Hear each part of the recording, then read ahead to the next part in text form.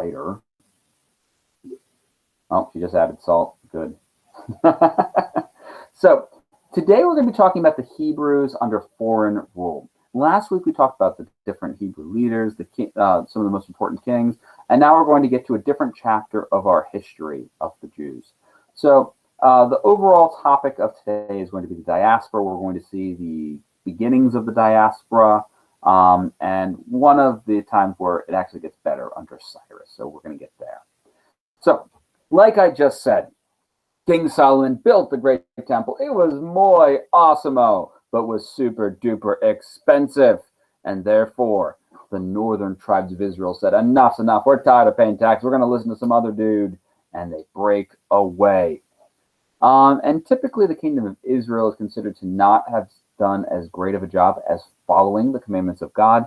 And you'll see that they wind up getting conquered by a group of people called the Assyrians. The Assyrians should sound familiar, yeah? Hopefully shaking heads, yes, because we've been talking about the Assyrians since the beginning of the year. When we talked about Mesopotamia, who did we have? The Assyrians. The meanest, cruelest, most ferocious empire that time had seen at the time. Time had seen at the time. That's a weird phrase. Oops. Anyways, we then talked about the Assyrians when we talked about Egypt, because they conquered Egypt too. They kept the Cushites out of there. Well, Israel cannot withstand the Assyrian onslaught either, and falls in 722. Then, because the Assyrians were mean and cruel, they took the people, particularly their leaders, they sent them to Mesopotamia to live in Nineveh, to live in Ashur, to live in different cities. They divided them up. But they also took some of the other people too and divided them up, because the Assyrians knew that since they were so mean, since they were so cruel, people would rebel. Aaron and Divine are not going to let the Assyrians rule them. They're going to go conspire together to fight them off. So what they do is they say, all right, Divine, you used to live over here. Guess what? Now you live over in Haran. And guess what? You're with a bunch of people who don't speak the same language as you. They don't have the same cultural background as you. So you don't have any friends there. They say, Aaron, you live there. Guess what? Now you're going to go live in Susa. They don't have the same language as you. They don't have the same background. So you wind up having a harder time making friends, having those connections. So you can't rebel. They take Carson too. They take Samuel. They take Lance and Kalen. They take all of you guys and they scatter them all around so that they can't rebel. Because everybody has it in common how much they don't like the Assyrians, but if they can't work together, they can't go and fight back. Now, Israel is taken. People are scattered around. The same thing happens to Judah when the Babylonian Empire comes in 597. At first, it doesn't have to be that way. King Nebuchadnezzar, yes, the same King Nebuchadnezzar that you may have heard of, featured prominently in the book of Daniel, says to the king of Judah, you can be king, you can rule. It'll be totally fine as long as you listen. So, the king of Judah has to obey Nebuchadnezzar, has to go and rule him, but then Judah gets to be relatively autonomous. So here's my question for you. I'm creating a poll. Will the king of Judah listen? Yes, no.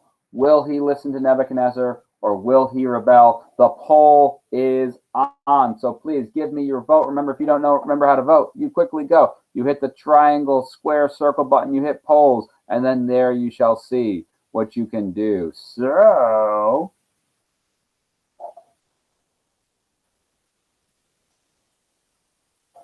please vote. Will the king of Judah listen? Will he listen to Nebuchadnezzar? Let Judah go, live in peace but under the yoke of the Babylonians, or will he rebel like 5 minutes after King Nebuchadnezzar leaves? Are we going to talk about Shadrach, Meshach, and Abednego? Yeah, we're going to mention them actually. Yes. Can we see the results? We'll see the results very soon. Yeah. Come on, I have 7 votes and I have 18 students in here. So don't be lame-o for your name-o. Please vote.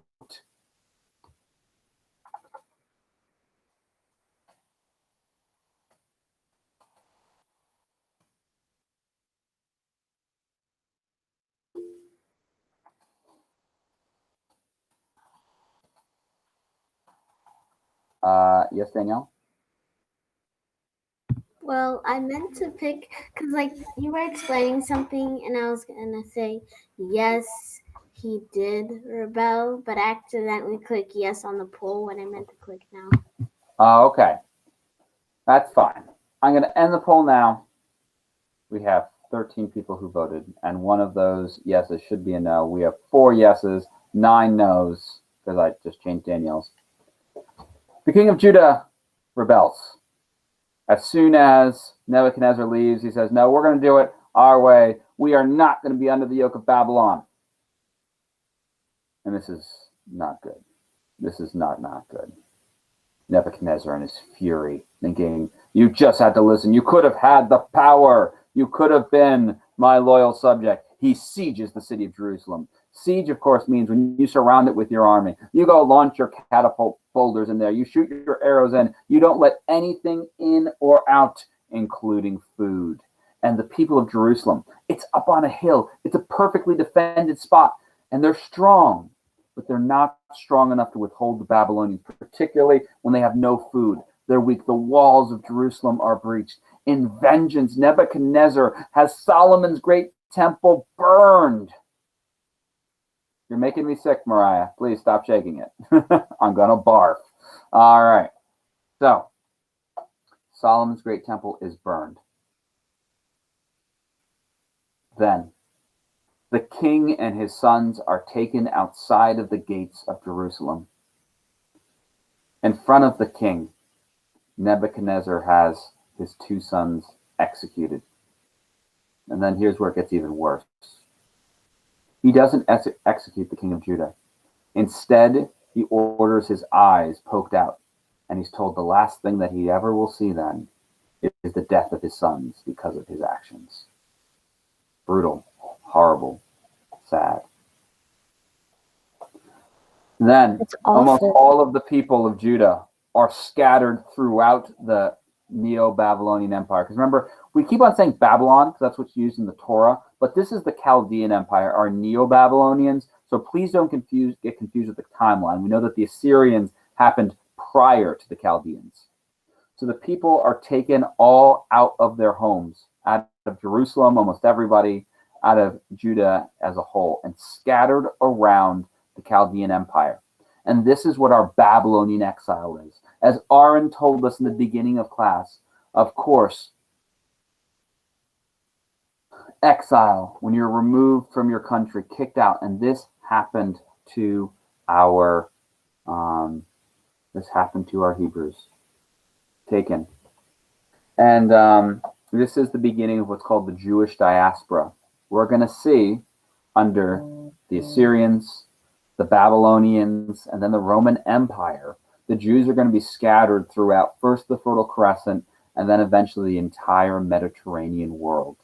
And it's going to be a hard time for our Hebrew friends.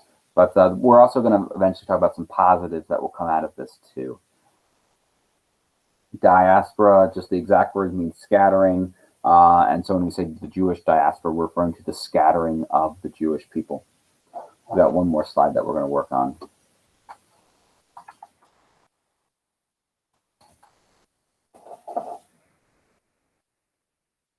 So, the Babylonian exile.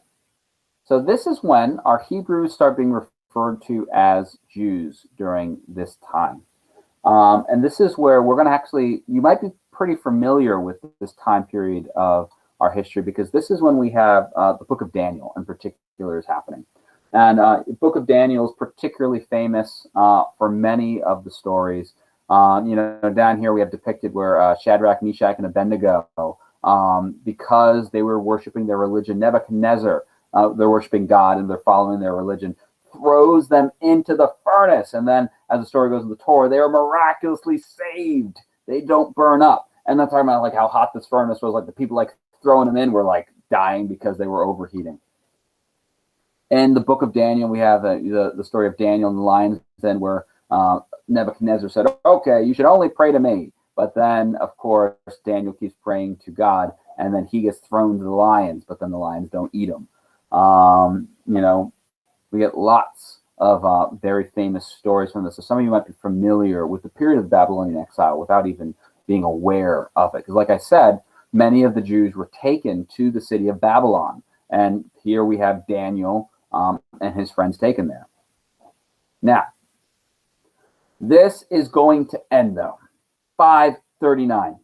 The Babylonian, so our Chaldean, our Neo-Babylonian Empire will fall from the alliance of the Medes and the Persians. The Medo-Persian Empire, ruled by Cyrus the Great, is going to wind up conquering the Babylonians. And this is where we have maybe one of the most famous stories of all. I think his name was Balthazar. I think he's like Nebuchadnezzar's like grandson or great-grandson or something like that. He's throwing a huge party, a feast.